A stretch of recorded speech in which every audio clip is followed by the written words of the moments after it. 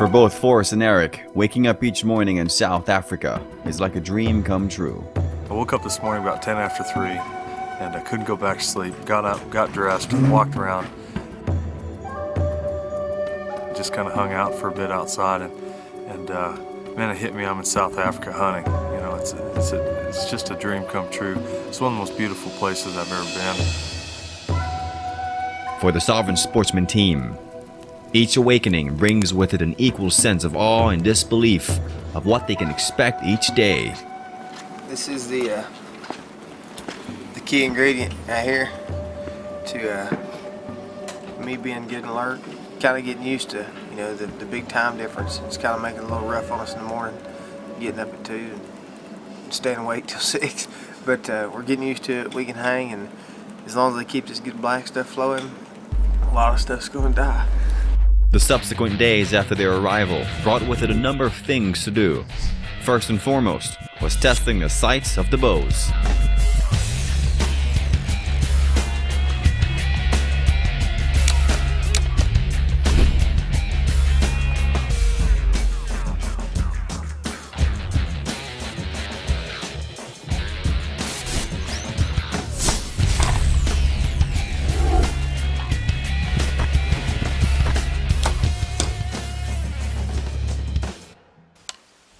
As small final adjustments are made to Forrest's bow to get it zeroed in at 20, 30, 40, and 50 yards, the final adjustments are also made to the plan for the day. See you guys. If we're not back tonight, don't worry about it. It's decided. Eric will set out to try his hand and his Weatherby at a blessed buck. Be on the dead side of this deal. Forrest will take his Matthews Z7 to the field in pursuit of one of the toughest of all plains game animals, the blue wildebeest.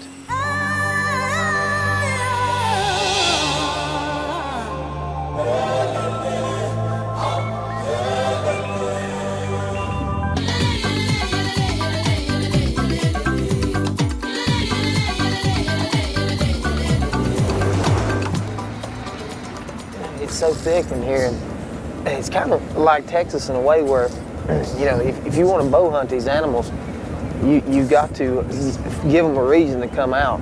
You know, and it's winter time here, and you can see a lot of the brush is kind of dead. There's not a lot of green stuff, so I mean, you know, you can ride around, and we really like, you know, riding around stalking animals. But we're going to take a few of the boats, and we're going to sit over some of these water and feed stations and see if we can't get a big trophy animal in and whack him, man, with these Matthews. We really want to see what we can do with these things, these African animals, in our new rig. So.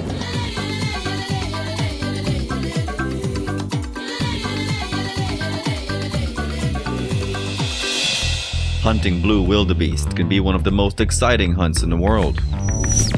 This large bearded antelope, native to the short grass plains, is often referred to as the poor man's buffalo, given its physical similarities to the Big Five's Cape buffalo. A blue wildebeest bull is recognizably one of the toughest animals to hunt and kill in South Africa. It's just after 11 o'clock now, so we're going to come and sit here for the rest of the day and see what we get. Suits me. Both males and females have horns and are of similar size and color, and their heavy and dense bone structure makes for an extremely challenging bow hunt. Forrest knows that hunting this animal with a bow will be extremely tricky, and to take one successfully will require ideal conditions, positioning, and equipment.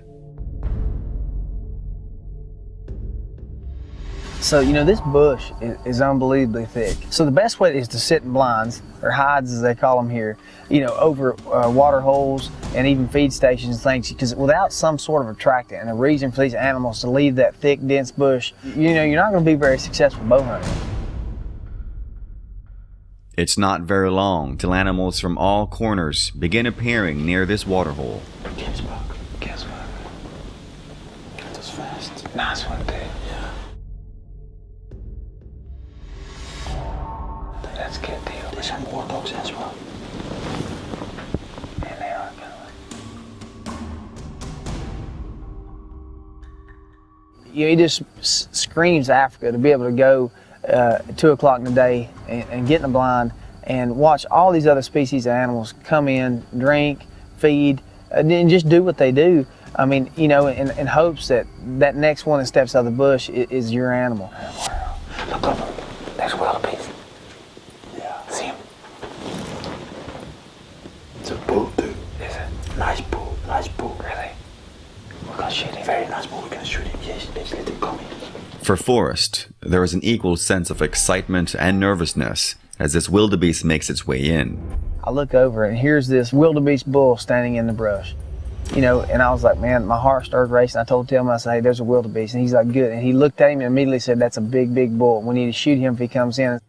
Tillman's recommendation is for Forrest to take a side-on shot, placing the shot about 4 inches above the elbow. Man, I mean, I'm telling you, I was shaking as bad as I have for any 160-inch whitetail that I've ever saw in the woods. It was insane.